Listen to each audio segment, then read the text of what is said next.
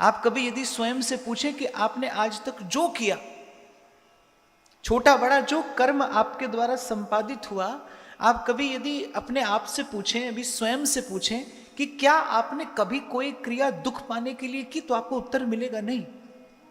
दुख पाने के लिए आपने आज तक कोई प्रयास नहीं किया।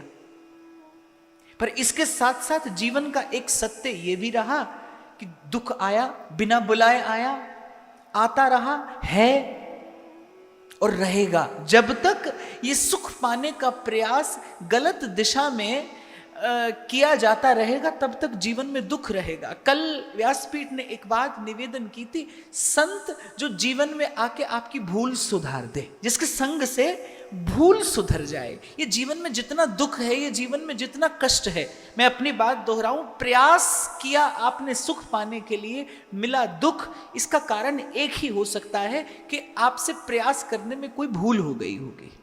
और संत वही, सत्संग वही जो जीवन की भूल सुधार दे।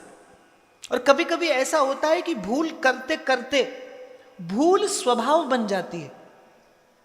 यदि कोई आपको समय पर सचेत न करे, यदि कोई आपको समय पर संभाले नहीं, तो क्या परिणाम आता है कि वही भूल स्वभाव हो जाती है। आप देखिए, ये तो आपको समाज में देखने को मिलेगा कि आज से 8-10 वर्ष पूर्व जो बात समाज बिल्कुल स्वीकार नहीं करता था, आज वो समाज में स्वीकृत हो गई। तो यदि कोई समय पर आपको न संभाले, समय पर आपको कोई सावधान न करे, तो क्या है, भूल स्वभाव हो जाती है। कभी कभी ऐसा होता है कि एक व्यक्ति गलत करता है और गलत करते करते वही गलत उसको एक दिन ठीक लगने लगता है। मैंने देखे ऐसे लोग जो इतनी कुशलता से, इतनी चतुराई से, इतनी निपुणता से झूठ बोलते हैं, और उनको झूठ बोलने के बाद ये गौरव और होता है कि हमने अमुक व्यक्ति को छल लिया और उसको पता भी नहीं पड़ा। हमने इतनी चतुराई से झूठ बोला कि हमारा झूठ सत्य जैसा लगने लगा। पर भाई एक बात गांठ बांध कर रखना कि बोया पेड़ बबूल का तो आम कहां से पाए।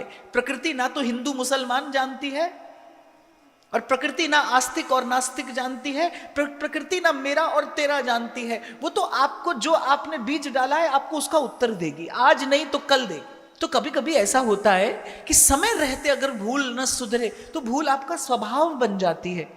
और भूल जब स्वभाव बन जाती है तो तुलसी बाबा मानस में एक बात कहते हैं कि सठ सुधरही सत्संगति पाई, कि जो कठोर हो गया है वो तो सत्संग की कृपा से, सत्संग के प्रसाद से एक दिन सन्मार्ग पर आ जाएगा। उसके मन की जड़ता तो दूर हो जाएगी। कथा की कृपा से, सत्संग की कृपा से मैंने लोगों के जीवन में आमूल चूल परिवर्तन होते देखा है, केवल सत्संग की कृपा से।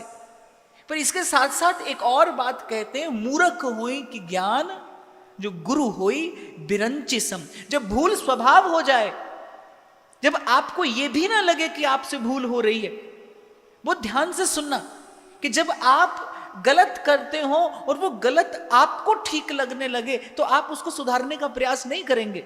क्योंकि गलत को सुधारने का प्रयास तब होता है जब गलत की स्वीकृति होती है, जब जीवन में भूल स्वीकार की जाती है, तभी उसको सुधारने का प्रयास किया जाता है। तो इतने आगे न निकल जाना, इस पथ पर चलते चलते इतने आगे न निकल जाना कि आपकी भूल आपका स्वभाव बन जाए, आपको गलत ठीक लगने लगे। क्योंकि वहां से लौट कर आना कठिन नहीं, असंभव होता है। कल भी मैंने व्यासपीठ से उदाहरण दिया था कि हरि आए बन दूत दुर्योधन एक न मानी। आप देखिए कौन समझाने आया है, उसके जीवन में सत्संग ही तो नहीं था। वो भूल करते करते वहां तक पहुंच गया कि जहां से लौट कर आना असंभव हो गया। उसके जीवन में सत्संग ही तो नहीं था, नहीं तो कौन समझाने आया चल के। जिसका यश संत भक्त गाते हैं, मंगल भवन अमंगल हारी। मंगल भवन अमंगल हारी चलकर आए हैं उसके जीवन के अमंगलों का नाश करने के लिए। कभी उस घटना पर ध्यान देना, क्या मांगा पांडवों ने, केवल 5 गांव, कि यदि दुर्योधन 5 गांव दे दे तो वो इतना बड़ा विनाश न हो। सारी मानवता रक्त रंजित हो गई, युग परिवर्तन हुआ।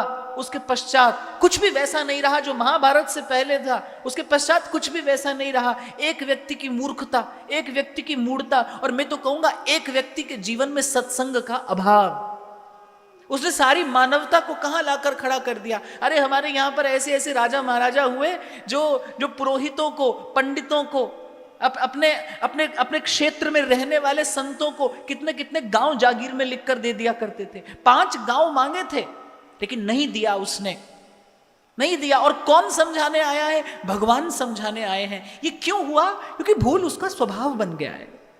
वो भूल को भूल नहीं मानता, उसे उसे अनुचित अनुचित नहीं लगता। तो बहुत सावधान रहना आप भी जीवन में, यदि आप साधक हो और नहीं भी हो। मैंने कहा ना, आस्तिक हो नास्तिक हो, उसके धर्म में आस्था हो भले न हो, लेकिन सुख तो प्रत्येक व्यक्ति चाहता है।